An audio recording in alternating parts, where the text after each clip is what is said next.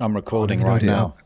up. Um, yeah, bro, I'm panicking slightly because listen, yeah, listen, bro. So right now, can you imagine? So I'm trying to get my kids visas to enter their own country, okay, which is standard practice in Algeria. I'm trying to get my kids visas. I'm trying to use all the wasta I can muster, okay, and it rhymes, Mm. right?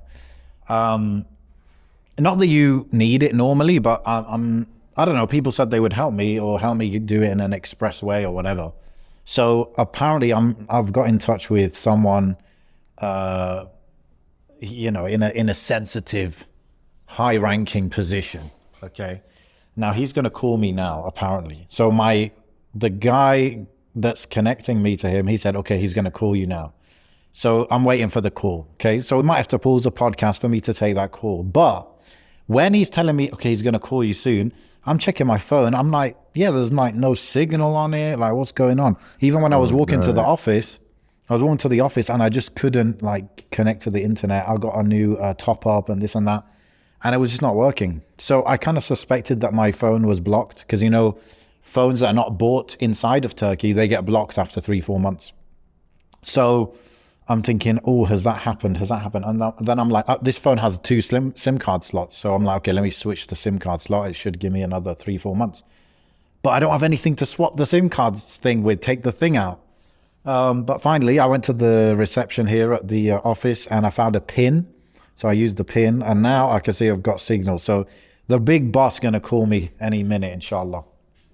He's going to Should be, put him on. Put him on the podcast. yeah, yeah, yeah, yeah. Do one of those live cold calling sessions they like to do on YouTube. Live cold calling. Bro, last episode we were talking about how to deal with all this stuff. Give him a real life example for the listeners. وش رايك Yeah, يا اخو وش رايك لاباس كل شيء لاباس يا اخو. yeah, yeah, That's it, bro. yeah. I won't. Bro, I won't do inshallah this, khair, bro. man. It's a funny situation. Inshallah. Okay. So I'm just telling you why might need to pause. But yeah, we got some curious people to answer questions from. I gave up answering everything. Some stuff here is like 2 weeks old because I just couldn't be bothered anymore.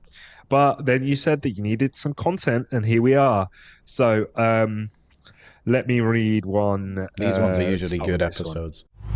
Assalamu alaikum. A few years ago, the conversation about masculinity and Islam popped up. And of course, I took a big interest in that. And some of you might know that I actually wrote a whole book on Islamic masculinity. I went to the Quran, I went to the Sunnah, I filtered out the red pill, I filtered out the feminism, and I came down to what a good Muslim man looks like. It's a really good book with tons of stories and examples from the Sahaba, from the Prophet ﷺ, from the other prophets of how to be a good Muslim man. It's entertaining, it's not too long, and I'm offering you the free first chapter. If you click the description below, then I will send that over to you. And then if you want to get the full book, you can get the full book. We also have the audio version. So check it out. See you around. It's called The Shepherd's Way. Yeah, so there's a few marriage ones, but we're going to skip that just for this second. We'll start with this one. So this one's a bit tough for me to answer because I didn't really know, but good to talk about. Someone's asked, I'm so scared that my little brother has joined a gang. He comes home extremely late, like 2 a.m., and when we ask, he shouts at us to mind our own business. The other day, he brought home a backpack that we know we never bought for him. And when mum asked to see what's inside, he ran upstairs and ignored her. We tried to see what's inside, but when he left, but he takes the bag everywhere with him, even to the toilet. I'm trying not to be paranoid, but there is a painful gut instinct that he might have gotten himself in something serious and dangerous. And for context, we don't have our dad. It's just me and my mum and him. He's my only brother, and I'm just so worried about what he's doing to himself and our mum, who already struggled to raise us on our own. Mm. On her own, sorry. This is um, tough. yeah, May sorry. Allah help them all, man, and guide them and guide us. What can women do to impact this situation? So sisters, mothers, How old is the boy or the man? we don't know, but Okay. we're assuming that it's younger than the sister asking the question. Yeah, yeah, So I mean, they're going to be teenagers, aren't they? yeah. Uh, and living at home. You know where my mind was going, like when you were saying it? Okay, that's the number two. Number one, obviously, is look, bro. Like I think we all know as parents that you kind of like try your best with your kids. You do your best. You follow the Quran, the Sunnah, the advice, which is to advise your family and save them from the hellfire and all of that. But what you recognize is like there are so many variables and factors that ultimately, this is one of them ones where you really submit to Allah in humility that you have little control over the situation. Not that you don't like put effort and like good effort, your best effort, but you just really realize in this situation of parenting and relationships that a lot of it's not under your control and stuff like that. So why do I say that? Well, because that's because it's a good reminder to turn to Allah, and to ask Allah to guide him, guide his heart, guide yourself, etc., to what's best in the dunya and the akhirah. That is like, number one. And like there are some, I guess these things, like I'm kind of used to saying these things, or I'm used to hearing these things, but there are some hard truths, bro, that sometimes your son, your brother might get involved in a gang because of a sin you did. Like that is possible, right? That is possible. And therefore you have to do istighfar, you have to make dua, blah, blah, blah, right? So that is one thing. And that's where I guess, what's the hadith? As-sabr and as-sadmat al-ula or something, right? So the sabr comes in the first, in the impact kind of thing, when something hits you. So you should react in the best way, which is to turn to Allah, etc. Number two, where my mind was going was gang. Look, if your brother is in a gang, we don't know, right? That's something important to keep in mind. Like we don't know. There's something suspicious going on. If we assume that he is in a gang, or he's certainly got something he's hiding in a bag, like what could that be? Like doesn't sound very good, does it? Where my mind goes is, okay, number one, it's often too late when that's happened. Like not too late to do anything, but most of the impact that you can have is before that even happens. Okay. Yeah. So that is true. Like I can't hide from that fact. But then number two is, for me, my mind goes change environment, go straight away, go on a holiday, and there's like, don't come back. Like, don't like whether, I don't know the ages, but whether him and his sister go on a holiday, or if the mum can do it, I don't know if she's working or whatever, but leave that environment and do it as a holiday, because that would, ensure that he comes with you and stuff. And then like see from there, like, but I think like I would do something extreme, bro. I would be like, look, change the whole environment. Okay, you're going, like I know one brother that did this with his son.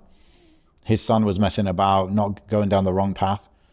He said, all right, you are going to volunteer in Somalia in a refugee camp for the next 3 months. Right. He did that. Yeah. And I saw his son afterwards, and he did, to be honest, right now, he still needs a lot of guidance, like we all do. But, I did see a change in him actually afterwards when he came back from that. So that's where my mind goes. Now, this is the thing, bro, like maybe you or maybe other people, they'll be hearing that thing. No, I couldn't do that. No, but please, consider it. Like, can really consider it, because if this is true, it's an extreme situation and it needs extreme action to change it. And that's where my mind goes, that the immediate thing to do is change the environment, because even let's say he was in a gang and he wants to get out of the gang. It's not easy to get out of a gang, bro. Especially if they're in your local neighborhood, you can't just quit. You can't just say, let me, what's that thing? How do you turn a PlayStation? Yeah, you hold the button down. You can't just do that, right? You can't just put it on sleep, say, look, I'm taking a sabbatical from gang life, You cannot do this. A lot of the time, these people you're involved with, you're going to see them in your area, and it's hard. So do him a favor and remove him from that, without him even knowing. And therefore, he doesn't have to explain to anyone why he's leaving. He's not leaving, he's just going on holiday. And then also, it might give you that ability to keep him away for a few months. And by then, he would have woken up to the realities, the dangers, or just given him the ability to get out of it. Because sometimes, bro, or most of the time, bro, why do young guys get into gangs? It's like, okay, there is the deep element of, fatherlessness and feeling part of this and that, having a kind of older brother figure or a father figure. There is that element, no doubt. But there's also the element of, I'll like those £300 trainers. How can I make that kind of money quickly? There is that element Yeah. as well. So, but you take them out of the environment and it allows them to think more about it, think with less emotion and more logic. And it gives them even that chance to just, like I said, be away from the enticements, from the temptations kind of thing. So that's where my mind went initially, because I think it's quite extreme situation. I think reasoning with people, especially young people, like it's so hard, man. Especially like when I was young, I was not in a gang at all, but I just would do some silly stuff, and I don't know. My dad couldn't really convince me not to do it, to be honest. Yeah. I mean, What about you? Where does your I head go? I think the first thing that gets thrown into question is how much authority they may even have to do something like that. And I don't think they're going to have a lot, because if he's staying out until 2 a.m. and nothing's stopping him from doing so, then there's no way you're going to be able to convince him to leave the country or go anywhere different or move But at it's a all. holiday, bro. It's not a Um, punishment. even so, uh, I think you've got to do things that aren't going to rely on your authority, because there isn't any left in the house. You know, Perhaps. if my father, obviously there's no father around, so if my father had told me, that's it, you're not going out that late anymore, that's it, I wouldn't be able to go out late anymore. If his mother's already said that but he's still doing it, then how much more is there? In terms of, like, okay, practical steps, first and foremost, like you mentioned, dua, lots of dua, lots of qiyam, lots of dua for the mother to make dua for her child, the sister to make dua for her brother. You always have to start there, and may Allah put barakah, blessing, in every action and endeavor that you go to practically engage with this situation. Second thing, I think you have to actually really develop a friendship with them. Put this thing to the side for a sec, because you're not going to reach anywhere in terms of communication, engaging, unless you can actually develop your relationship with your brother, with your son. So do things that may seem on the surface irrelevant from this. Okay, you say you're the mother. Hey, let's go to such and such today, or let's go and do this today, or me and you just together, let's go to a cafe together, let's go to the dessert, like do things again, you know. And then as a mother, especially, I think request more favors from your son. I know it sounds a bit weird and backwards, but impress upon your son how much you rely on him, how much you Yeah, need his that's a how good much you one. need his support. That's a good Because one. right now, if he is doing this gang stuff, it doesn't sound like he's doing it for the benefit of his family. Some people do twist it that way. They say, I'm selling drugs or whatever because my mum's poor. My mum needs help. She can't pay the bills. Like, they justify it that way. But there's no mention at the moment of any monetary benefits that the family is feeling. It's not like, oh, he's coming home with lots of money, he's giving it to my family because they're. Do you understand what I'm trying to say? It seems to be that he hasn't actually tasted that feeling of responsibility yet, and it's actually quite a selfish endeavor that he may be engaged in if he is truly in a gang.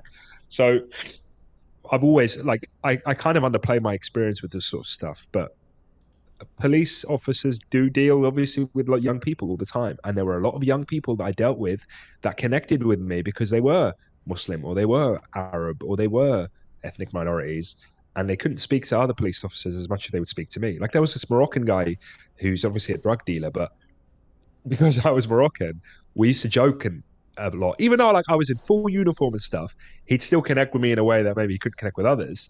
And I would speak to him like, not as police officer, I'd speak to him like, "Khaf rabbi ya sahbi ushbik." Do you know what I mean? Like, and I'd see him with his mum sometimes and try and remind him of that kind of stuff.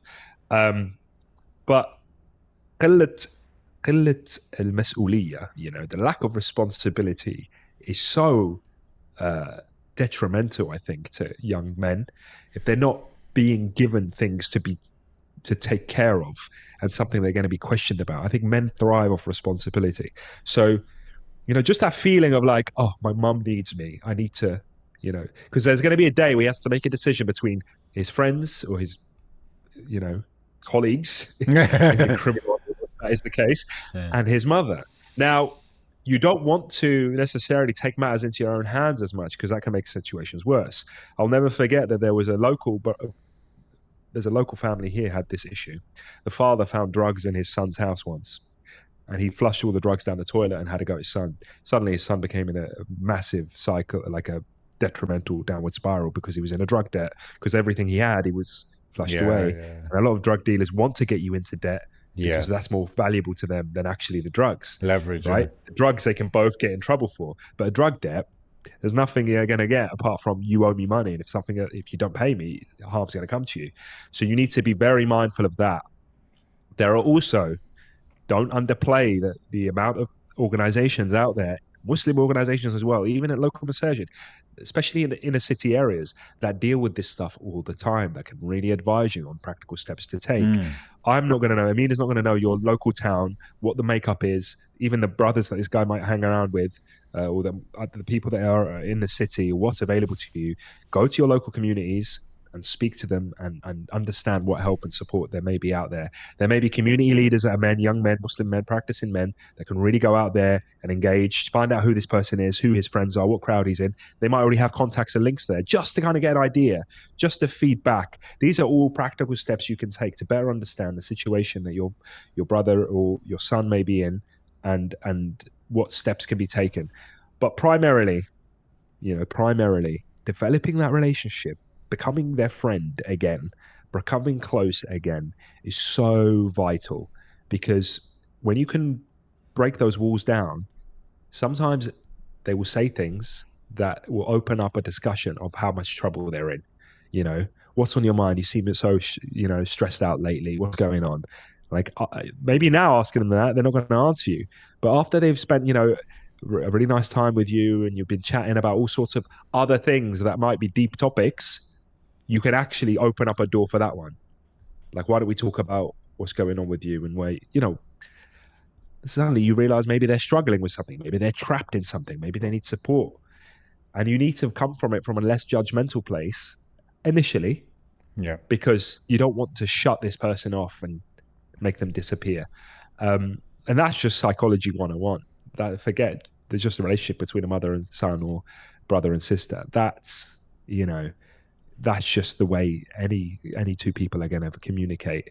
So I think, as a sister, really focus on that. Try and become your brother's friend again. You know, some relationships are really difficult. Some sibling relationships haven't got much going for them, and there wasn't much effort before, or there wasn't much of a alaqa qabal. So I think you need to really focus on that. I think really try and become their friend on separate matters. Focus on the separate matter. Make yeah, dua for that particular issue for now, yeah, until you can get a crack and a way through, yeah, and a foot in the door, so yeah. to speak. 100%. Um, 100%. Do you know yeah, any like nationwide organizations that could help at all? yeah. I mean, the YMCA seems to be quite a good one, but I wouldn't advise any nationwide ones just yet, only because um, I think it can sometimes send the wrong message to the individual, that you're talking to people outside of the family, you're getting me in trouble, you're whatever. I think just maybe getting advice locally from a masjid or community center, it would be a good start. Um, if they're at school, for example, as well, even speaking to teachers, speaking to schools have so much safeguarding stuff that we just underutilize.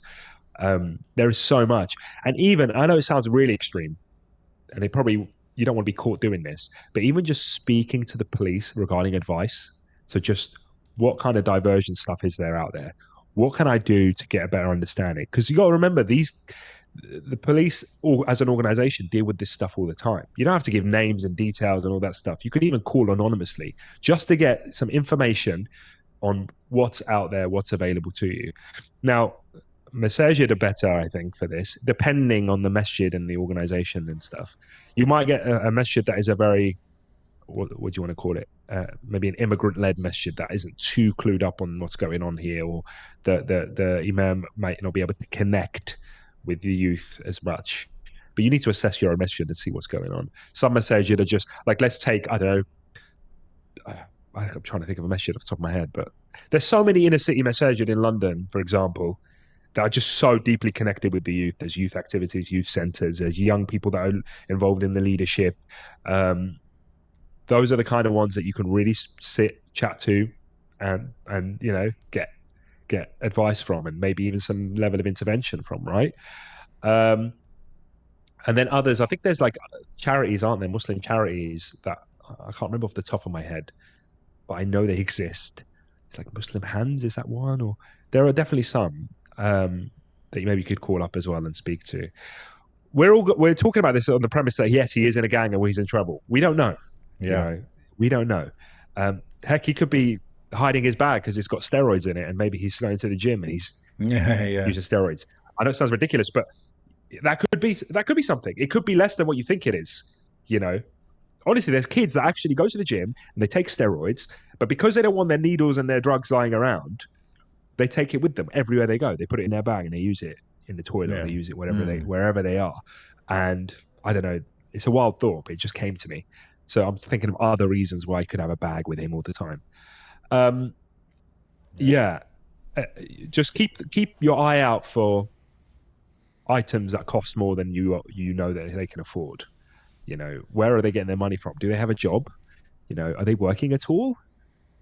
Or is this literally just a teenager that goes to school and suddenly he's out all the time and stuff? Like, what's the story there? Does he need help getting employment? If he needs help getting employment, there are going to be Muslim men out there that have businesses that need someone to work a hard graft, and sometimes that's what it takes.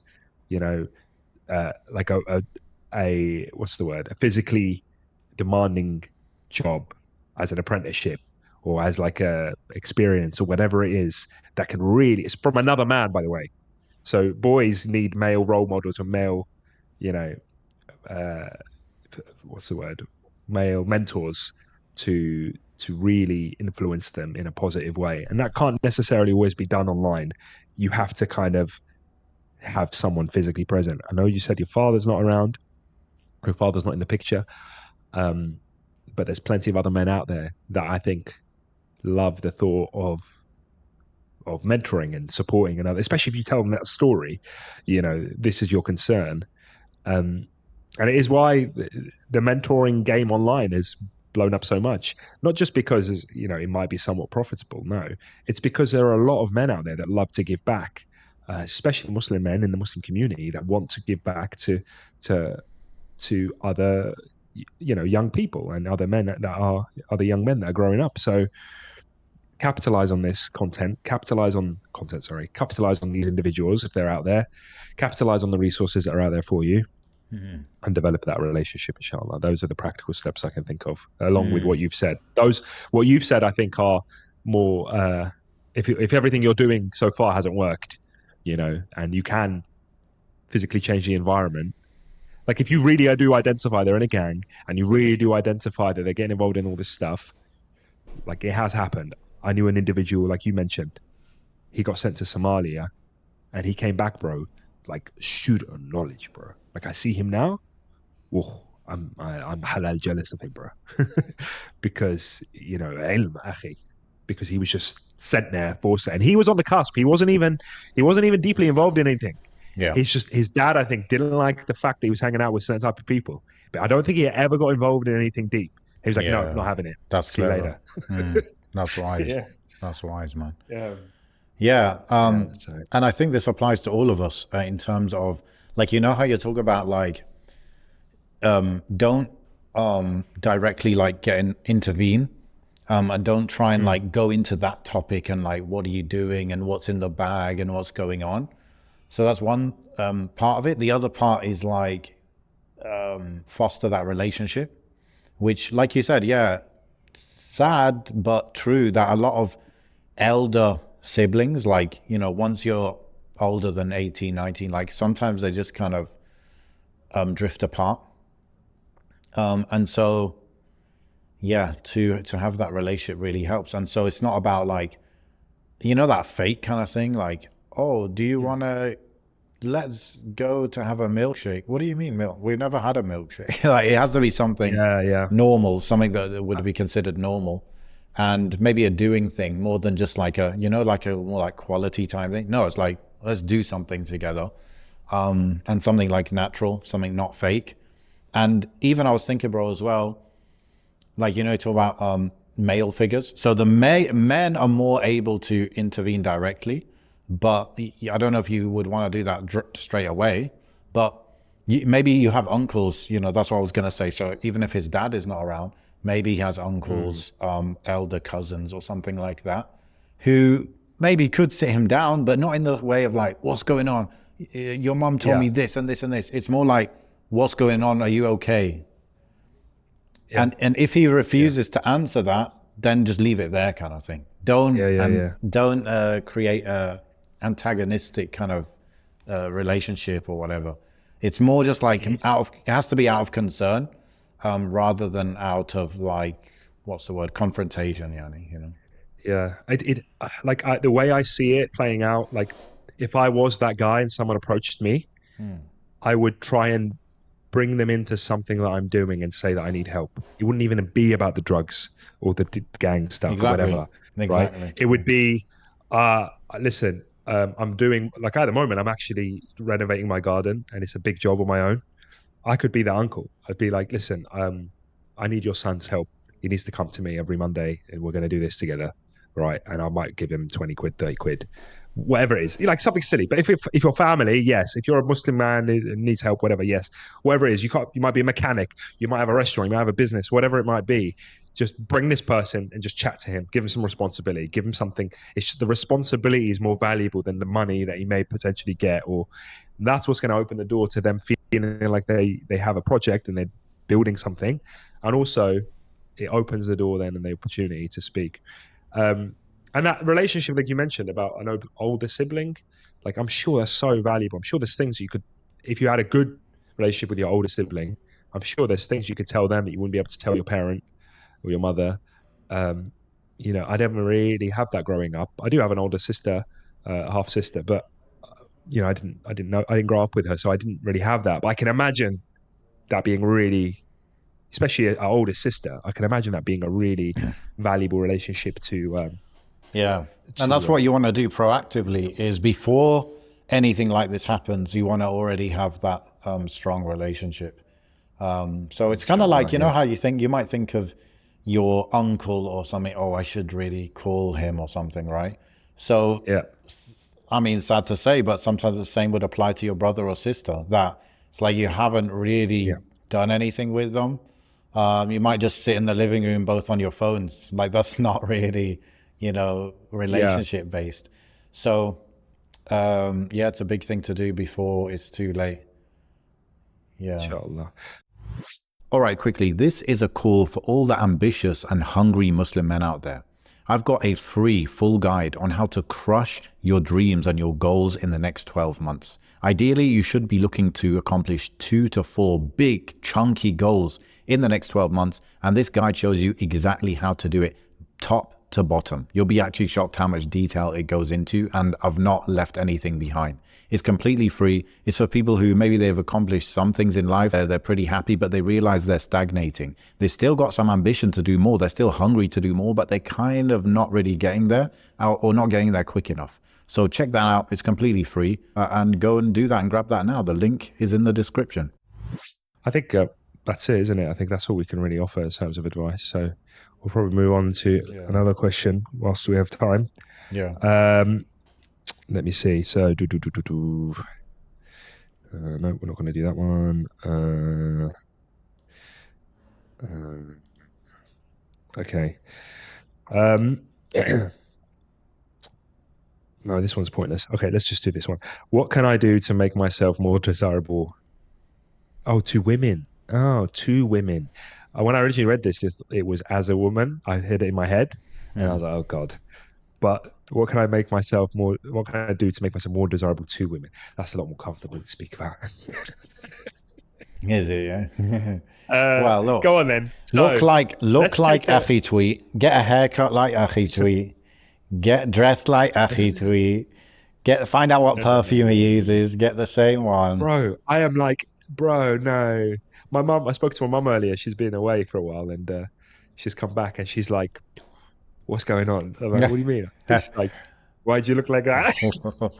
I've been really ill. Like this peak, I'm only getting out of it now. You might hear in my voice. I've been so ill this week, subhanAllah. Tahola, inshallah. Um, inshallah. So yeah, I'll sort myself out soon. But I've been literally in bed most of the time. But let's take an example of what did you do, Amin? You're thinking about getting married back in the day. Hmm. What did you do? You're like, oh, do you know what? I need to put myself on the market now. What do I do?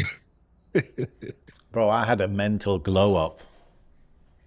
A Go on, mental glow talk up. about it. That's what it is for I want to guys, to hear be it. honest, bro. Like, if you ever seen a 70-year-old man with a 25-year-old wife, right? Supermodel wife. That's because he has a mental glow up, bro. Wow, So look, nice. I reckon for men, look, it's actually very basic. Women are just attracted to someone who couldn't care less about what women think about them, and they're just getting on with their life, and their life is Yeah, looking pretty decent. They're ambitious. They're pretty confident because they're so driven and this and that. If they're in shape, it's because they wanted to be in shape. It's not that they're trying to attract women. right. If they're working on a business, because that's their ambition. If they're studying the Quran, it's because that's just who they are. They're growing. They're looking to grow and go to Jannah, bro. So Yeah, it's all about stop focusing on women. Okay, you can propose yep, to women, no problem. You can look for women, but in terms of how to become attractive, just find yourself some goals, find yourself some vision for your life, and then work towards it. And trust me, bro, yeah, like you won't have issues with the attraction. You'll only have issues with, okay, are we even compatible? mm, That's like that's the first thing. And the reason I said I had a mental glow up is because I went from being in that mindset of, oh, I need to get married. I need someone to accept me. I need someone to, see me as worthy of marrying. And over the course of 6 to 12 months, I flipped it completely to, I'm doing this. And, the analogy I use is I'm on this train and it's a pretty fast train. It's a magnetic maglev train, Shanghai airport mm. train.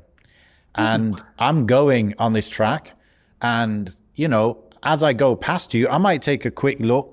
And then if you want to jump on, you can jump on. Otherwise, I'll look straight back and I'll just keep going on my track. So, so that's my analogy. That's how you met the Wali, yeah? You knocked on the door. He said, "Listen, I'm on this train. If y'all want to come on, Yeah, yeah. So if y'all want to join, you want to hop on board? Yeah, man. I'm trying to think. Like, women do like you know what? A moving lot of this, trains. They don't like someone who's yeah, assembling a train. yeah. I think a lot of this came for me way before you know I was I was practicing, way before I was thinking about getting married. I think this is like something that teenagers in general go through. Like, how can I make myself more attractive? And just, dude, bro, like you saw that photo I put in my house yesterday. Bro, That I haven't Telegram. actually had access to Telegram for a while.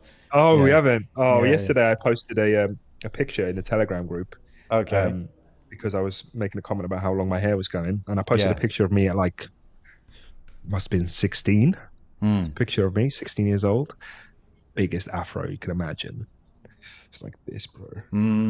I've seen It's that actually. I've seen that picture from the past. Yeah, this was in Morocco where it was like it reached its peak.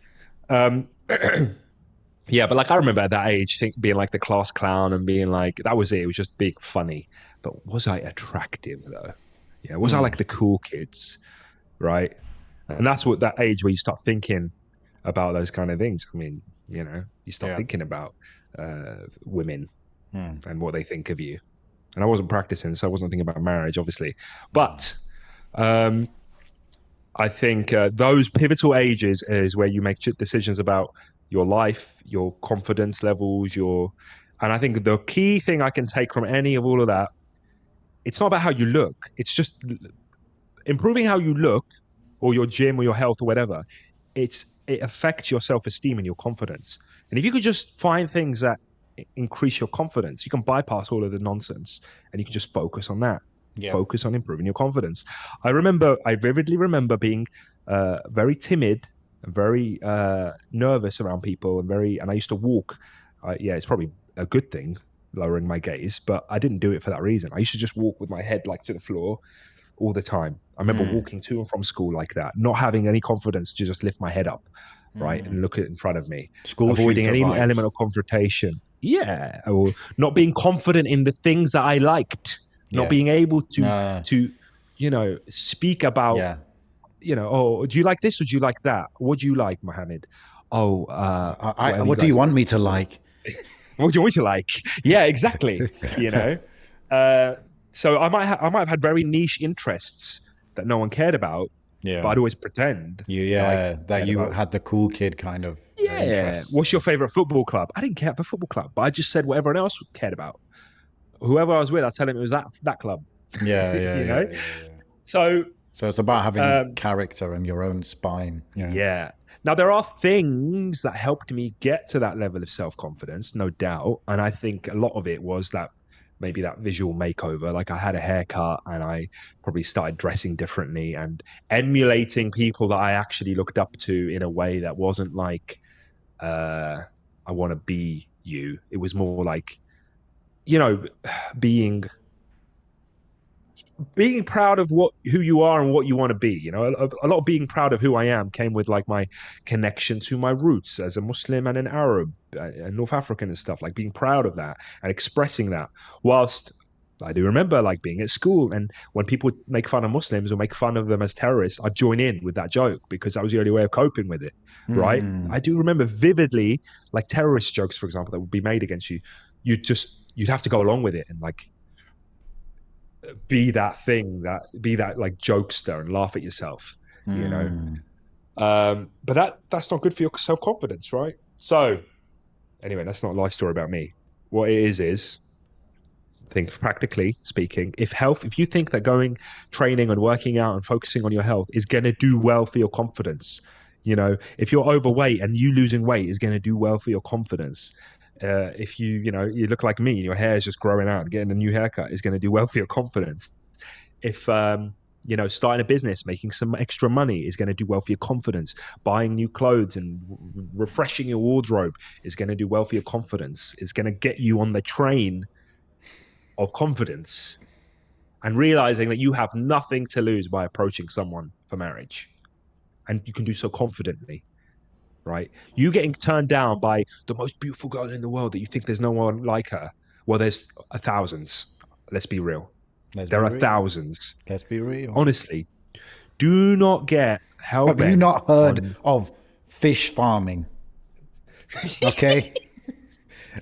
Because they say that there's plenty of fish in the sea, but now there's fish farming, brother. Yeah. Just know, yeah, bro. Know the effect that a woman will have on men. So know that if you are suddenly like, some people say this, like, there's this one particular girl that I'm infatuated with. How do I make myself more attractive to? What was the question? How do I make myself more desirable to women? What he actually might mean is, how do I make myself more desirable to that one girl that I want? Don't think like that. That's the wrong question. Don't Yeah. think like that. Yeah. That's the wrong question. Improve your self-esteem and self-confidence. That's the first thing to do. Don't go too far though and become a misogynist or whatever you want to call it. Sigma Like male. Sigma male. oh, bro. Do you see that Thomas Shelby Turkish boy? I watched the video yesterday. What's that? I've not seen that. Bro, some Turkish boy is walking. He's dressed like Thomas Shelby, I think his name is, from the Peaky Blinders. You know what Peaky Blinders is? Okay, I've heard of this character. Yeah, he's one of the role models of certain The people. kid, I think it's Turkey. I think so. He's walking in the street. Okay. Someone's just randomly filming and talking about the sea. He's walking. He starts shooting this fake gun in the air. Walks up to the camera and goes, Thomas Shelby, Mafia, Thomas Shelby, Sigma.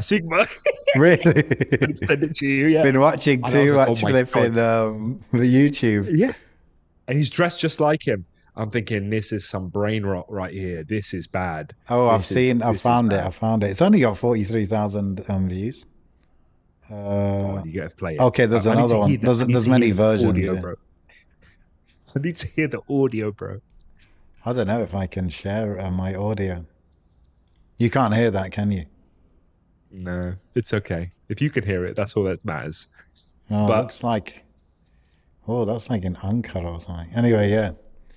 yeah, so you can, I mean, you could go down that path. You could pick a role model and just see, convince yourself how would they react to that? How would they react to each situation that you face in life? And to be honest, we've got the Sahaba and we've got the Prophet What ﷺ, would the Muhammad and do? that's yeah. But it's true. Like I think young teen boys do that though. They do start emulating and trying to be whatever they see is Yeah. popular at the time. That's why the Tateism has spread the way it has, because people, young boys, will try and emulate that kind of like nonchalant, whatever you want to do, Mm. skimpy mini shorts behavior. Uh, Yeah. but Yeah. yeah, confidence is key, and knowing Yeah. that there's plenty more fish in the sea is key. I remember my dad saying that to me once. Subhanallah. Really, yeah. Subhanallah. I think I was a young. It's like there's only a few moments in my whole life where my dad has like given me like advice on women or something, Mm. and I think I might have been sad about a girl a long, long, long time ago, many years ago, and Mm. my dad was like asking my mum, "What's wrong with him?" Mm. I think he came to me, bro, and he's like, "Ah, is that it? Is that it?" he's like, "Is that it?" He's like, "There's plenty more women in the sea." And then Yeah. I was just like, "Whoa." I wasn't expecting my dad to even approach me about that. And it was like Mm. such a slap of reality. I was like, damn, if my That's dad a good noticed, I need to sort reaction. myself out. Yeah, yeah, yeah. Do you know what I Yeah. mean? He It's was one of like, ah. those it's one of those not ironic, contradictory, paradoxical things. Yeah. How do I say it? When I was in university mostly, I was in a mixed Mm, university. And I don't want to overstate it, but I got quite a lot of attention. But you know why that was? That's what I'm go saying. Nothing to do with me per se. The only thing is, I showed complete indifference to this attention, on. you know? Mm, And that wasn't me like putting on an act. I was just like, I mean, I was practicing, I was trying to like keep away from that. So, but that like brought more people, right? Brought more yeah. attention Yeah. because I was like maybe the only, like, okay, look, there's two parts to it. The first part is I was very unique in that university. Like I was the only person, not even guy, in that whole university with a British accent. Okay. So, That'll do it. so there are some of these things that made me like weird and stand out. But the thing is, I could have been weird and stand out and then be like unconfident because of that, insecure because of that. But for whatever reason, I'm not Mm, sure. I was different and I was like fine with being different. And yeah. then on top of that, when people like try and get in my space, try and, get to know me, you know, what for whatever reason, again, I don't really know, but I'll just like not that interested, right? So Yeah. Yeah. Yeah. that makes you even more. That's how women work, innit? They want what's hard to get, even men, I suppose. You'd be so. Well, you know what? You've reminded me, bro. It's true, because there's always like you could be looking in one direction, not realizing there's something for you in the other direction. Like at that age of like big afro and being timid and unattractive, whatever you want to call it, Yeah, that I thought of myself, I was obviously probably pursuing something else, right? When really what happened is, I remember this time, right? It's crazy, and I think it's beneficial just to mention it in terms of confidence. I'd left school, so I must have been moved to college or uni. I had a message from, I think it was at college. I had a message from some girl that I used to know back at school. And obviously, at school, they have prom and all this stuff. And they have this whole culture, this American culture, where you ask people out to prom and all this stuff. I yeah. didn't do that. Some girl that I just thought was a school mate, and I never considered anything beyond that, messaged me saying, essentially, I was really hoping, now that we're not at school together anymore, all the truth comes out. I was really hoping you would have asked me out to prom. And I was so confused because I never Mm. even thought of her or considered it that way, or considered that she looks at me that way, or whatever. And I remember sitting there thinking, damn, that's crazy. It's crazy because it shows you that you could be completely oblivious to whatever attractive qualities you might have in yourself. Do you understand what I'm trying to say? Yeah, So yeah. if you can just have that level of confidence in yourself and focus really on not on that question of how do I be more desirable to women, but give yourself something grander than that. Of Give yourself course. a bigger life goal than that. For Give yourself sure. something more to live for, because Yeah. that can consume people. The thought of who am I going to marry and blah blah blah, like, oh, I'm going to be alone forever. That's something that really can consume people, and it consumed me once. And I look back on it thinking, I didn't start growing as an individual until I took that out of my mind. And I'm sure the same for you. You were like, this train's leaving, hop on or don't. I'm Mm. going. Mm. Choo choo. Yeah, yeah. And that's the truth. Because even psychologically, like, women don't want someone who's like needy and Yeah. like They all he's they thinking want about you is to validate them. They don't want to have to validate you, you know? exactly. And like they want adventure, and maybe they want someone who's going to take them somewhere, not just even physically, but just in terms of like a whole new Mhm. a whole new life Life. and a whole new lifestyle, Yeah. whatever. Yeah. That's what it is. They want someone who's going to take them somewhere, who's going to lead from the front. Yeah. And you might know how to be able to provide it all, but if you believe in yourself as an individual and you're confident in yourself, stay away from sins, because sins consume a man. You become a slave to that instead of becoming a slave to Allah subhanahu wa ta'ala. That does a lot for your confidence. Like being able to stand on your 10 toes and say, I fear no one but Allah subhanahu wa ta'ala. That does a wondrous amounts of confidence for Yeah. yourself, because suddenly nothing affects you in the dunya, Hmm. right? That itself is confidence. Being able Yeah. to walk with your head held high in front of, whether it's threats or racists or just the people in general. Obviously, lower your gaze when you need to, but just that body language of, I'm gonna walk down the street with my head held high, and I'm just gonna, even in other individuals, bro, treat you differently. Potential threats will treat you differently if you can walk like that. You know, Yeah. I'm sure there's been many times where someone has thought about trying it with me, and just my ability to just walk with my, puff your chest up a little bit if you have to, but just that the ability to do that instead of cowering away and, oh, keep my head down, don't look, or whatever it is. Because how are you gonna look after a woman if you're not even confident with her in the first place? Let's say you do miraculously find someone who's attracted to the way you are now. I say miraculous. I don't know who you are. Sorry, that was pretty wrong. But let's just say you are. Are you gonna have the confidence then to protect them, to provide for them, to Mm. you know walk with them in the street and guard them? Mm. And you might I not mean, even need. You might even be like, but you want to just give off the right vibe. Yeah. yeah, in reality, Yeah. and sometimes fake it until you make it. Fake confidence until it becomes who you are. I'm not gonna lie, I must be pretty good at this because I remember, like, I've always been a smaller person, like for my age or whatever. Like even when I was like playing rugby, I was always like the smallest one, but I just tried to compensate for that with technique and stuff. And I remember once in uni, I had I would say not a very confrontational person, but there was someone I just had to, what do I say? I had to like, I think I was trying to show him that, if he wants to cause issues for me, it's not gonna be easy. So I just wanted to kind of send that message. And look, bro, like I'm saying, bro, I'm not big, I'm not strong, I'm not much of a fighter. I've got a heart, okay? Because I remember, like, because in school I used to like, and I used this in school. I used to like, how do you say it? I used to challenge people way above my size, because I noticed that if you do that, they'll leave you alone because they want easy prey, not hard prey. So I guess I kind of used that technique even in my older age where, yeah, I just confronted this guy as if I'm like, if you want it, you can have it, right? But I don't know if I was going to give it to him or not, you know what I mean? But because I was able to behave that way, it kind of did the trick, it kind of did the trick. Yeah. So Yeah.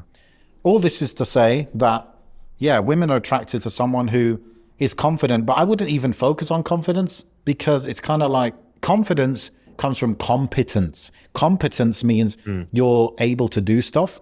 And how do you do stuff? It's when you're focused on it and you're working on it, right? So whatever it is, maybe you've got a sport that you're pretty focused on, you've got your work, you've got maybe some, ailment that you're seeking. You've got a path that you're on and you're going down that. As long as you're doing those things and you're not wasting your time, not really achieving much, I think you're going to feel pretty good about yourself. The only other area that would help is to realize this point that you said, that's like there's many fish in the sea and you never know what Allah's written for you and all of that, and not to be needy. I don't know how I can logically explain that to someone. I feel like a switch needs to flick in your head one day and you're just like, yeah, like no particular woman, I shouldn't lose sleep over any particular woman. Not because there aren't women who are better than others and etc., but just because you don't know what Allah's written for you, and you shouldn't be attached to a very specific outcome, right? Like like I was going to say be attached to being married, but not married to a specific woman. But even married, you kind of, the top level of a Muslim is to let go of anything except what pleases Allah. And if Allah didn't write that you get married, you'd be pleased with that. That's quite a high level of iman. Allah doesn't test too many people with that. But it's almost like that. It's like, at the very basic level, it's understanding that no particular woman should be focused on to that degree. Why? You don't know, bro. You don't know particularly that she was going to be good for you, even if you think she's perfectly compatible. You don't know. And also, again, this is one of those things that you just learn when you learn it. But when you're 23, your preferences for a woman are very different to when you're 28, right? And so, I remember reading this in, I think it was in Men Are From Mars, Women Are From Venus. Men are completely undiscerning when it comes to women when they're young, meaning they're not picky enough, right? So you just keep that in mind, that you probably have a bias when you're young to being very, attracted or allured by many women. But in 5 years' time, you're going to be like, oh, well, not really. No. Okay, now I know I have more taste. I have more of a palate. I understand more like what's good and bad for me or for a wife and these kind of things. So I don't know how to teach people that, but just know, like DJ Khaled said, don't learn, just know. Okay. Just know. Just know that, you don't have to be so, you're going to become more picky as time goes on. And that's not a bad thing depending where you start, I suppose, in pickiness, but yeah. Some guys need to get hurt, bro. Just the only way to grow. Some guys need to be shot down. Sometimes they need that bit of like, they've tried to approach 5-10 people for marriage and they've all said no, and they're like, what is it? Let me sort my life out. Let me focus on something else. Some people didn't need that, but some people, bro, like, let's be real. Some people are not favored with the most typically attractive situation. They might not have enough wealth. They might not be the typical 6 foot, big muscle, whatever. They might honestly have it all stacked up against them. But you know what? They come out the other end and they whatever it is that they've got in them, and that's why I always say it's that confidence. They've got that confidence to just approach someone fully, with conviction in Allah subhanahu wa ta'ala. But I've got nothing to lose here. I would say that is the difference, man. That is the difference. Yeah. That's it. And like at some point you have to have this mindset of like, it's not that she rejected me, it's just that we weren't compatible, because compatibility requires, for example, let's say she wants a tall guy and you're not tall, right? Yeah. Do you, even if you could magic away that preference, would you want to be married to someone who in reality wants a tall person, right? Even if she would accept you in that moment, would you want that? You wouldn't want that. So you're not compatible. Even you are not compatible with her, because you're not willing to marry someone who isn't completely happy with you, if you like, right? So think of it more like that as well. It's not a rejection. It's like just a lack of compatibility. Yeah. And move on your train track, man. Like that's the main focus. Just seek Allah's pleasure. There's so much out there.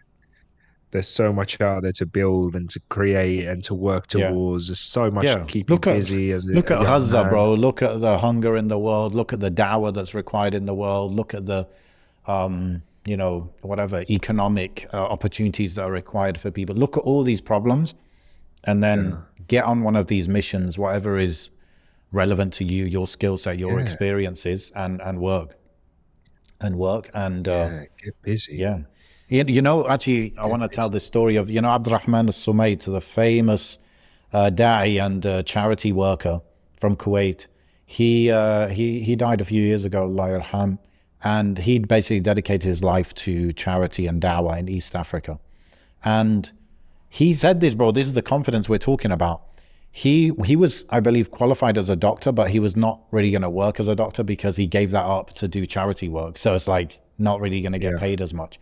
When he went to propose to the woman who became his wife, he said, "Look, like I do want to marry you and this and that, but to be honest with you, I have these like requirements. Like I'm going to be traveling a lot. I'm going to be doing this, doing that." So you see, like that's actually attractive now. It's like I've got a mission, which is my charity work, my dawah, and I do want to marry you. It's not like I'm belittling you. I do want to marry you, but just know that I'm not going to like compromise everything for you. I'm actually have something yeah, that's yeah. more important than marriage or than you particularly, and that's my kind of mission in life, if you like.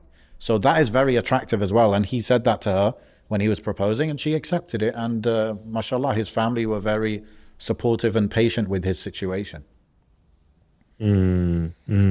Absolutely, bro. Well, that's that one answered. I've got long left. I've got 20 minutes. So let me see if there's one more. Uh, so we did that one. We did that one. Oh, I don't know about this one. I'm going to speak. I'm going to mention this one, but I think it's a bit of an open and closed question. Um, I was speaking to a guy for marriage, similar to a question below, and he was only speaking about violence towards his wife on social media. When I questioned him, he said it was a stupid joke and we shouldn't. Basically, someone would. This is another question similar to another one where it was like red flags when talking to someone for marriage, right? Hmm. And it kind of connects to what we were talking about before, where it's like this person mentioned like there's a guy who keeps talking about violence towards women and he keeps talking about things. So let's wrap it up in a situation where red flags in men. Okay, so there's maybe they've got a social media account, maybe they've got Twitter or whatever or YouTube videos, and they're like engaging with content or talking about things that are kind of like red flags, like whether it's violence in general or violence against women or derogatory things towards women or whatever. Um, and we see some of that these days. We see some of that not in the Muslim, not just in the Muslim community, but in all communities. It's like, oh, women should be put in their place, but women should be this and that, and blah blah blah, and maybe, that kind of like derogatory stuff. Now, there might be a psychology behind, treat them mean, keep them keen, which I'm not really fond of, but there is something there, isn't there? There is something there because sometimes you wonder, like, there are a lot of openly red flaggy Muslim men out there that Hmm. still manage to get married all the time. And I'm just like trying to understand the psychology behind that. Like me and my wife might discuss that sometimes. Like, how is this person still getting married with all the content that they've got out there? What woman would want to be with someone like that? I just try Hmm. and figure that out. So as women who are considering guys like this, I guess they're asking me. Sorry, I need to fix this. They're asking me. Uh, so I'm going to read this one out again. We'll speak to a guy for marriage, similar to a question below, and he was only speaking about violence towards his potential wife, I guess, on social media. When I questioned him, he said it was a stupid joke and he shouldn't have done it, and it was essentially attention seeking, which in itself is off putting. But then he did it again, so I cut contact because if my family did research on him and saw the social media page and they say that I shouldn't marry him, would you do the same in your position? If it was your family female member, sometimes red flags are seen as minor, but I just thought, why would a good man constantly make such jokes? It's scary. The fact that they're asking this question just makes me think like, What is it about him that's still making you like? Why haven't you moved on? What I is think it? That's she's my wondering whether curiosity. she's taking it too seriously or not, maybe. She's I second don't know. guessing Like, herself. have you ever made a joke like that online? Have I ever made a joke on that online? Do my friends make jokes like that online? They don't. So there must be plenty of people that don't necessarily make jokes like that. So if someone's saying that stuff in public, imagine what their thoughts are in private. So I hope there's not a lot of feedback sound coming in. My stand came off. What do you think, bro? You ever dealt with people like that? Not too familiar with vetting men, but I think if somebody, if I generalize it, if someone tweeted something which is like, makes me feel like, yeah, I really disagree with that, and it's something like more principle value based or like manners based, like how to behave in public. And I would like disagree with that, and I just think that's wrong, or like I can't respect that. Yeah, I guess I'll just be like, okay, I guess they're not right for me then. It sounds like this shows a bit of Women. immaturity, so they could Yeah. grow out of that. But right now they've not grown out of it, right? So, Yeah. I think a lot of guys though don't realize, like, it's not just don't realize, but like you're chatting so much nonsense, so much crap out there in yeah. the public sphere, and you're not married, and anyone could be looking at that, and anyone. But even so, like, just assess yourself as an individual. Like, would you want your your family members marrying someone like you? Like, that's the real question. Would you want your family members marrying?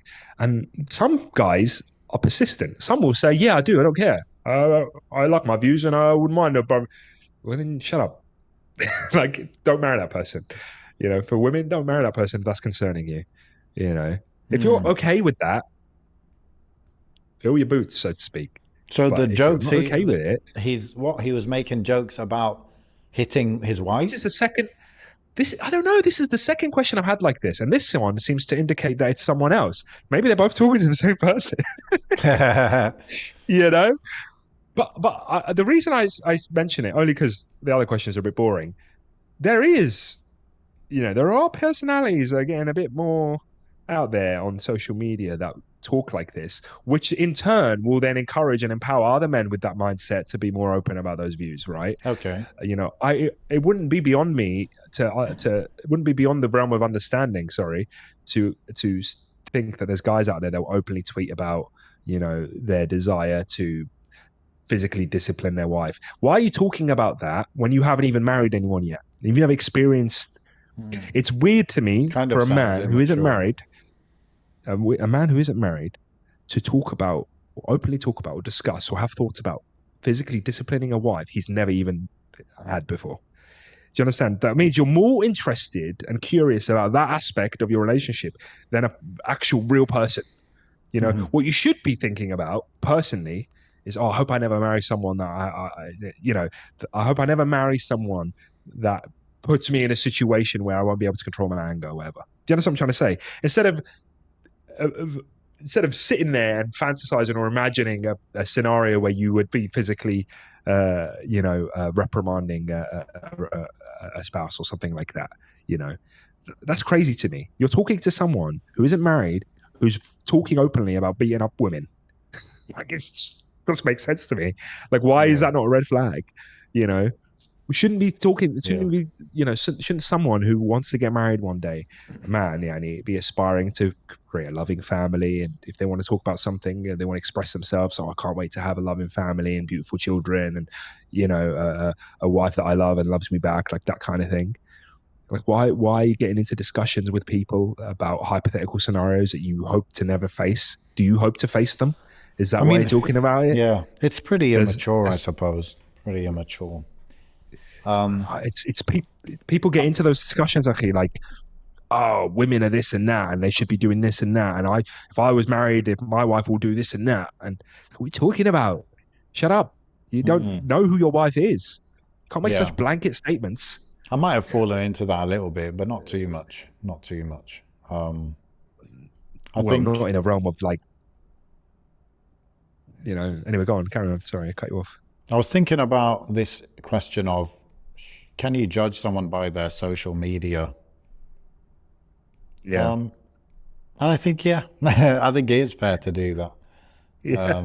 Yeah. You know, like, I think some people might have this, like, I think he said to her that it was attention seeking or, you know, some sort of excuse.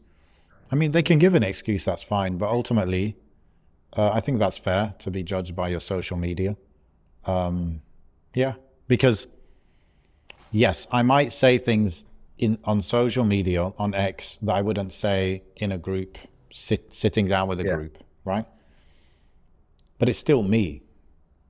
It's Yeah. still me, and it's just the only reason I said that thing online that I wouldn't say in person is because I thought I could get away with more online. I think that's pretty much where it comes from. So Yeah. so basically you think that, but you only don't share it face to face with people because of you're scared of the consequences.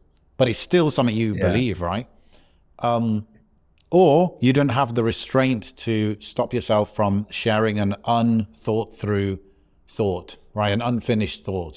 In which case, just have the restraint to not throw those things out there. That's not, I think, like the Prophet ﷺ said, if you control your tongue and what's between your legs, then, you'll be saved, basically. And so basically, you can judge someone Yeah. based on their social media. I think these excuses of, oh, but it was just online, or it's a throwaway tweet, or I was just attention seeking. I don't know. I think everyone has principles, values, red lines they wouldn't cross. And they show that online and in person. They show it. Yeah. So you can judge them by it. It's fine. Yeah. It's two sides of psychology that I'm just trying to wrap my head around. The one side is the man who is sharing that stuff, which he's trying to do score points with people or other guys.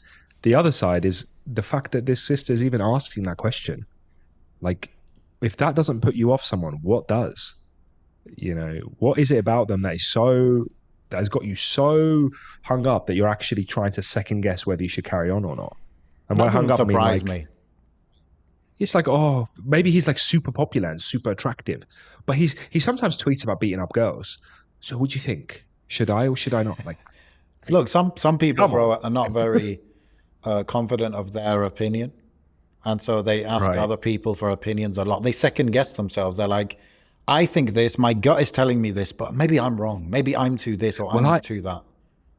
I think this is why you're chatting too much. You've developed feelings for someone and you don't want to betray your feelings and you can't let go because you've got attached. And now suddenly you're noticing things that are red flags, but you're just too attached. And you want someone to tell you, no, it's fine. It's okay. Carry on. That's what you want. When really it should have started immediately with bada bing, bada boom. Would you like to get married? Yes. Here's my willy. See you later. I'm trying to think. I haven't done a lot of vetting myself. Yeah, my sister married my brother-in-law, obviously, and I had to do the vetting process then because my dad had sadly passed away by then. But Allah. he didn't have social media. He didn't have much social media. I did a bit of digging, and when we could find it, we were digging around or whatever, looking. I found a LinkedIn. I was like, he's got LinkedIn. Oh, okay. Oh no, that's not good enough. It's professional. It's all you professional know, stuff.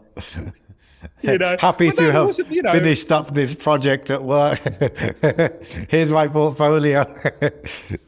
Right. Yeah, and I was like, I found a YouTube video of him where he was doing parkour, and then I felt a bit like threatened. I was like, oh man. I was telling my sister, I was like, oh man, he can do backflips. Like I can't do backflips. But yeah, no, I like Bannock. He's a good guy. So yeah, what was I going to say? Yeah, that other brother earlier. If you learn how to do backflips, that will score you points. Because I was impressed. As a welly, I was very impressed. What was I going to say? Yeah, so I've been vetted. I'm sure you've been vetted. I'm trying to think how that went down. Yeah, like when I approached my wife, bro, like I said, it was very quickly like, interested to get married, let me know in a week's time. She let me know, here's my dad's number. She was on board, like to get to Did know. you give her a So deadline? Is that what you're saying? it was either a week or a month. I can't remember how long it was. But you I did give just a said deadline. like, yeah, because I didn't want a yes or no there and then. I didn't want to like, because if it was going to be yes, then you don't want someone to kind of say yes immediately. And like, I don't need an answer right now. And also, it plays into that whole like, level of confidence that I had in this approach that I'm making. I don't need to know right now. I want you to think about it. Take your time. I'm sure it was, That's quite good. I'm sure I said like a month or something, or it was just, here you go. This is the proposition. That's a good Let me know technique. in X amount, in a week or a month. Did you send like That way I have a gif of like a countdown timer? I don't think so. But at least that way I could manage my expectations, Yeah. because I know in a week's time I will know. Yeah, Instead of yeah. like saying and just waiting. Whatever. That's very good, bro. This is That's good. That's a I don't good know. idea. I don't I know who think thought you. of it. No, I think it you're was on. just You're onto a emotes. winner. No, because too many guys they will do that, and then they'll be like left on red or like just like Yeah. unsure, unclear. And some I've heard a lot of Yeah. times like some women they like to like drag it out, and the guys actually Yeah. serious. Like the guys that are serious anyway, they're like, boom, let's make a decision, let's do it. And so to give a time frame, like enough time for them to think about it, maybe look into you and what you're about. That's good, Yeah. man. I Yeah. like that. But I have to be an absolute realist. You know, it was online, it was on social media, and I was relatively known on social media at the time. I don't want to like take that away from anybody, in sense that like whatever I did might not work for other people, because I can be vetted online, because that's where a lot of my presence is. My personality is on there. I had videos and stuff at the time. You Yeah. know what I mean? Like, I wasn't as big and whatever as some of these dour guys are now, and I haven't got that kind of. But at the same time, I didn't have a lot of that baggage either. I didn't have that kind of baggage of like Yeah. all these Blunders. controversies and whatever, Yeah. right? Yeah, but there's that element, and then I'm trying to think. I heard. I need to verify this again, but I heard that one of my wife's uncles to vet me came to my city and started asking about me. But I didn't hear about this until later on, like after we got married. So I Yeah. think he like came and started asking the masjid, asking people if they knew me, whatever. Mm. Alhamdulillah, at least I used to go a lot to the masjid back then, a lot more than I do these days. But I was young and whatever. So your reputation will carry over. Wherever, even online, if you got a decent welly, they're going to start asking locals in the area about you, especially if same town and same whatever. Mm. Um, and people will probably be very upfront, and people do it with women as well. People will ask about women. I never actually did that, to be honest, but I have heard of brothers that will go and ask, oh, so and so sister, what do you know about their family, what do you know about them, etc., etc. Like Yeah. they will Naturally. vet. Yeah. Mm. I never did that. I actually went in very relatively blind, but alhamdulillah, everything worked out beautifully. um so what was the point of this? Oh yeah, red flags. um yeah, that's a big red flag, man. If me, bro, I've shut down potential, propositions as a wali. I've shut down people for far less. Like, I've just called it off for far less, just for like a comment that they've made, and I'm like, you are stupid. you know, you might be a friend of mine. I might know you, but that was stupid. I don't want that. Go away. Mm. Great friend, bad Because husband. yeah, and sometimes, yeah, sometimes you. That was something I definitely experienced. It's like you could be friends with people, Yeah. and it's not until you start seeing them as a potential brother-in-law for your sister or for a female family member, that you start seeing them and assessing them in a completely different light. Yeah. There are friends, bro, that I'll sit with, I'll chat with, etc. Alhamdulillah, great time, whatever. But then imagining them as a potential brother-in-law, nah, it's not happening. Now, what does that say about me and my friends? What does that say about people I sit with? I don't know. But some people, alhamdulillah, they have got amazing qualities, beautiful brotherhood qualities, just not very emotionally intelligent when it comes to women. Mm. That's the main thing for me, I think. Mm. I don't think that's a reason to completely excommunicate someone from a friendship. I just think, like, you can advise them with women, you can try and give them advice when it comes to relationships and stuff. They're Yeah. great in other things. You can rely on them. You could, they're very charitable. They fear Allah subhanahu wa ta'ala, Yeah. but they're just not there when it comes to understanding women or dealing with women or whatever it is. And you just, sorry, sir, that's not, You Stop know, me, the man. elephant in the room that we haven't mentioned is, it. to be honest, bro, like desperation comes into this as well. How desperate are you? Okay. How many orange Yeah. flags will you be okay with because you just, you feel like, look, people say there's great men out there. I'm not realistically coming across many, and therefore maybe I need to compromise a little bit. An orange flag, not a red flag. Or maybe I'm 33, maybe one red flag is okay. I'm not saying where to draw that line, but I'm just saying that is Yeah, a yeah, yeah. factor in the decision making as well. Of course, like, look, bro, ultimately, marriage is very important in Islam, in your life, for sure. I think Yeah. probably men would cope a little bit better than women, not being married, that is. But look, it's better to not be married than, it's probably better to be married, to not be married, than be married to someone who you just don't share the same values. Like, you're quite really opposed to certain things and you're going to clash on that. Yeah. And you're either going to like maybe clash together or clash over how to raise the kids or whatever it is. So in that case, you might end in divorce anyway and stuff. And that'll be messy, especially with kids. So, you know, I'm not saying to compromise a ton just for the sake of getting married, but I'm just saying that sometimes maybe some of these things that you're talking about, like, oh, that comment is stupid. Maybe someone will be like, yeah, it's kind of stupid, but other things are good. And like, I just need to get married. You know, that is a real Yeah. thing. I mean, I don't think any wali at all is going to tolerate it. You know, you as a woman might be a bit infatuated, or as anyone would be. You know, it might be a bit, I don't know, head over heels for someone, or completely distracted by all their positive qualities. Your wali, a guy, isn't going to think about that. They're not going to think about, oh, this guy is attractive, or this guy is. Do you understand what I'm trying to say? They're not going to say, oh, Yeah. the moment they hear something like But you that. might think it's time. It's now or never to get married. You might think that. Yeah, but it doesn't matter, because Yeah, if that's what you're I'm at saying. home It with depends on the family, red flag or the yeah, orange flag. yeah, So yeah. you're saying There are other things, you know. yeah, you're saying those things It depends, were red flag territory.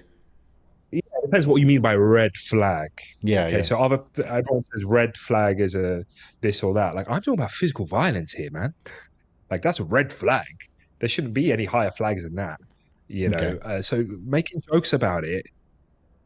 It depends what the jokes are. I don't actually no, it doesn't for me. Because if I, as a welly, saw stuff like that, Yeah. you know, regardless of the nuances regarding that subject, if you're joking about it and it's immature to you, you're not a mature person.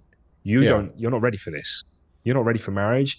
And may Allah guide you, may Allah help you, and whatever it is, So you you're know. But saying I'm not going to take a risk. not being quite mature enough is a red flag in and of itself In certain topics, absolutely. in Even certain like topics. second wives and stuff.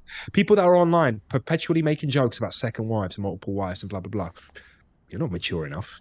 Why would I uh you know, why would I be comfortable you marry my sister if you're collecting wives like Pokemon? Like that's how you present yourself. You know, that's how you're presenting yourself online. Like you're, you know, with those kind of jokes, Yeah. immature jokes about really serious topics that actually shape people's lives. You know, you're still too young. You're still too young. It's not about making jokes in general. Obviously, you can be a funny guy, whatever. But you know, it's about certain things that are like really serious and real life situations for a couple, for a marriage. You Yeah. know, and yes, you're going to be vetted not just by the potential spouse, but by their family as well. Do you think my mum wasn't vetting as well when I was being the welly? I was the welly, but my mum was doing her fair share of vetting. Yeah. You know, my mum is digitally literate. You know, she's not a, you I know, know that honestly, for bro. sure. Yeah, my Always mum is on. commenting, My mum mashallah. is about this thing. Yeah. Wallahi, bro. How many reels and stuff do I go on? And I see, I'm like, why is this being shown to me? I look at the comments. Oh, there's my mum. My mum's probably comment down there. She's about it, bro. She knows, bro. She's not, you know, subhanAllah, my mum is clued up. So she vets, and I'm sure other women So will she vet, saw the even though, parkour as well, basically. bro, we watched that video together On TV. He put it up on the on TV. TV. I called my sister over. I said, hey, Hey, wallahi, bro, I called my sister over. وش My رايك mum في was like, hey, الباركور look, هذا؟ look, watch this. I said, watch this. And they were watching it. And they were like, whoa. I was like, and I looked at myself. I was like, I need to go gym. This guy's doing backflips. No, Allah barik.